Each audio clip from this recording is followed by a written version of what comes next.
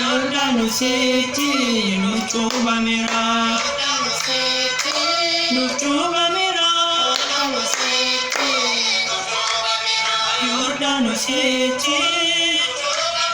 Yordanoseti nuchuba mera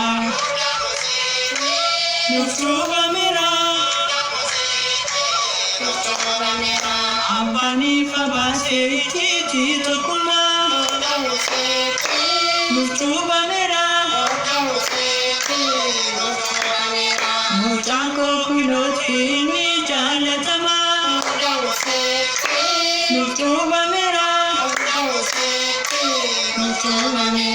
Adame boje kanchak se gabruma nuchuba mera Choma tupadan arganira Choma tupadan arganira Arganira